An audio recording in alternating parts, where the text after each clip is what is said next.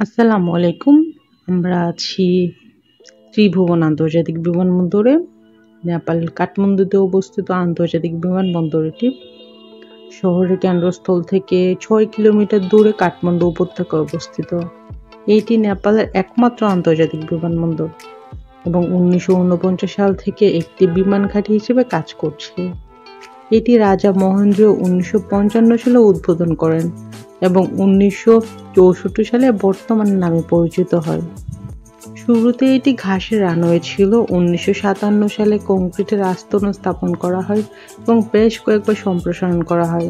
ত্রিভুবনে প্রথম জেট বিমান নামে 1967 সালে এবং জেট বিমান নিয়মিত পরিচালনা শুরু করে 1972 সালে।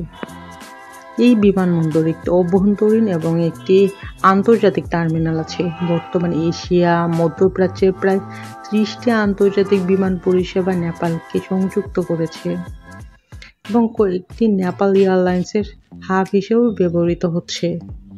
2001 সালে নেপাল এয়ারলাইন্স তাদের ফাস্ট ফুড এবং লন্ডন ফ্লাইট স্থগিত করে, যার ফলে ইউরোপের সাথে নেপালের সরাসরি যোগাযোগ বিচ্ছিন্ন হয়।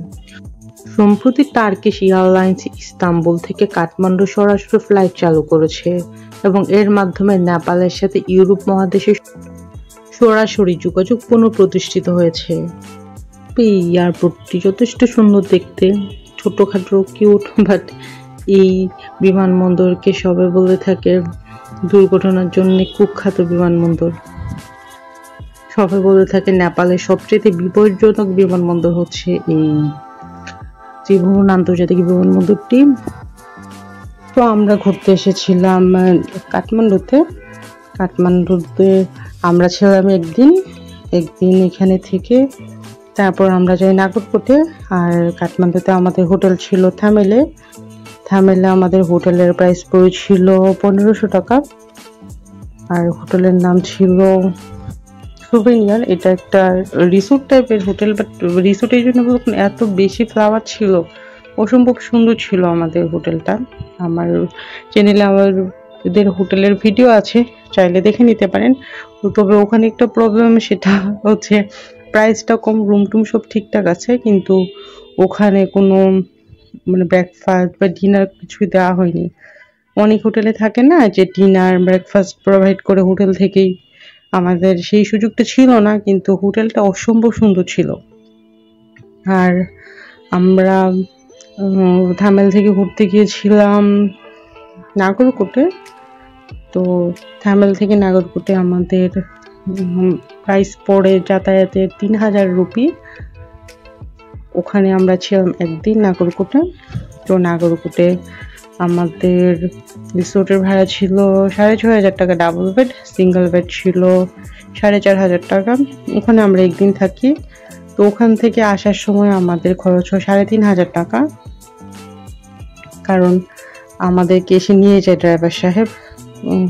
আমাদের ফ্লাইট ছিল 10:30টায়। ওখান থেকে আমরা বের হই 8টার দিকে। হয় কি সকালবেলা খুব একটা গাড়ি টাড়ি পাওয়া যায় না, দ্যাটস ওয়াই আমরা আমাদের যে ড্রাইভার সাহেব আছে ওনাকে বলে রেখেছিলাম, যার সাথে আর কি আমাদের পরিচয় হয় নেপাল যাওয়ার পরে। উনি আমাদেরকে নিয়ে ঘুরেছিলেন, খুব ভালো ড্রাইভার, যদিও ল্যাঙ্গুয়েজ একটু প্রবলেম হয়, বাট খুব ভালো। উনি আমাদেরকে নিয়ে ঘুরিয়েছে কাঠমান্ডু, তারপর নাগরকোট। তো আমরা নাগরকোটে একদিন থাকি। তো নাগরকোটে যে রিসোর্টে ছিলাম, ওই রিসোর্টটার নাম ছিল স্তূপার অনেকগুলো ভিডিও আছে আমার চ্যানেলে, চাইলে আপনারা দেখে নিতে পারেন। তবে আমি রিভিউ দিবে, খুব ভালো ছিল হোটেলটা।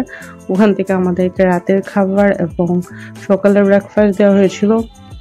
রাতের খাবার দেওয়া হয়েছিল রাইস, ডিম, ভেজিটেবল, শাক, তারপর ফ্রেঞ্চ ফ্রাই, শেষে ছিল দই, পান মশলা, অনেক খাবার ছিল, একজনের জন্য এনাফ।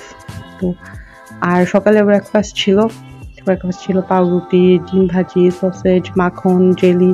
ব্রেকফাস্টও ভালো ছিল। তো আমি বলবো যদি চান আপনারা ওখানে গিয়ে থাকতে পারেন রিসোর্টটা। আমরা থেকে হ্যাপি ছিলাম। রিসোর্টটা পুরো সাজানো গোছানো, রিসোর্টের ভিডিও আছে আমার চ্যানেলে, আপনারা দেখে নিতে পারেন। তবে আমরা নেপাল গিয়েছিলাম বিমান বাংলাদেশ এয়ারলাইন্সে করে।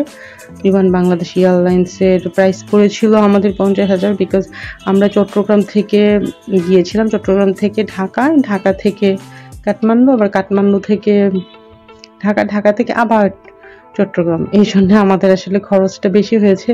আর আমরা আসলে খুব কম সময়ের মধ্যেই করেছিলাম। আপনারা যদি 1 মাস আগে করে রাখেন তাহলে কিন্তু এটা 25 থেকে 28,000 30,000 এর মধ্যে আপনারা যাওয়া আসা করতে পারবেন।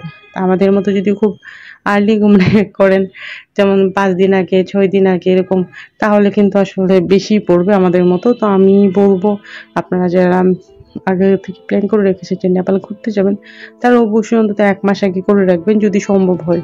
যেমন আমাদের যেটা প্রবলেম হয় ছুটি ম্যানেজ করা, আদৌ ছুটি পাবে কিনা এরকম প্রবলেম থাকে। 1 মাস আগে থেকে আসলে অফিস থেকে ছুটি নেওয়া বা আমার বেবি স্কুল থেকে ছুটি নেওয়া পসিবল হয় না, এক্সাম থাকে অনেক সময়, এই জন্য টিকিটটা করা যায় না। তো আমাদের ডিলে হওয়ার জন্য আমরা অনেকক্ষণ বাইরে ঘুরেছিলাম। যেমন এখানে এসে আমরা পার্কে যাই, তারপর একটা বিকুটি বাজার যাই, এই আর কি। আমরা এসে দেখি নাগরপুর থেকে আমাদের প্লেন ডিলে। এই জন্য আমরা কিছুক্ষণ এখানে থেকে যখন দেখলাম 4:30 তখন আমরা আসলে যে আবার এয়ারপোর্ট থেকে বাইরে বের হয়ে যাচ্ছি বাইরে ঘুরতে যাওয়ার জন্য। ঘুরতে যাওয়া বলতে আমরা যে গুগলে খুঁজে দেখলাম খুব কাছে একটা বাজার আছে বিকুটি বাজার, এটা এখানকার লোকাল মার্কেট। তো ভাবলাম আমরা এখানকার লোকাল মার্কেটে একটু ঘুরে আসি। এই হচ্ছে আমাদের প্ল্যান। বিকুটি বাজার থেকে খুব কাছেই আছে Kathmandu fun park. Kathmandu fun পার্কে একটু ঘুরে আসবো।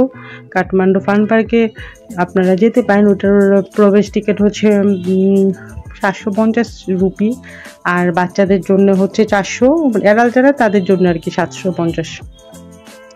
ওখানে চাইলে আপনি অনেকটা সময় কাটাতে পারবেন। বাচ্চাদের অনেকগুলো রাইড আছে, রাইডগুলোও রিজনেবল। রাইডগুলো 90 টাকা থেকে 100 টাকা 120 টাকার মধ্যেই ম্যাক্সিমাম রাইড।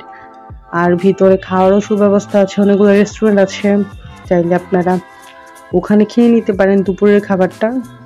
তবে ত্রিভুবন আন্তর্জাতিক বিমানবন্দরে আমাদের এক্সপিরিয়েন্স ভালো, এটা অনেক সুন্দর, সামনে দিয়ে এরিয়াটা অনেক বড়, আর ওদের বিহেভিয়ার অনেক ভালো ছিল। কিন্তু প্রবলেম হচ্ছে আমাদের বিমান বাংলাদেশ এয়ারলাইন্স অনেক লেট করেছে, এটাই হচ্ছে প্রবলেম। বাকি সব কিছুই ঠিকঠাক ছিল। তো আমরা এখন একটু ছবি টবি তুলে তারপরে গাড়ি নিয়ে আবার বাইরে ঘুরতে যাব। তবে এয়ারপোর্টে প্রচুর মানুষজন, কারণ দেখলাম প্রচুর ট্রাভেলার্স আসে। আর এয়ারপোর্টটা খুব সুন্দর এই অর্থে, রানওয়েটা বেশি সুন্দর, কারণ একদিকে পাহাড়, মানে যখন নামি তখন আমার অনেক ভালো লাগে, কারণ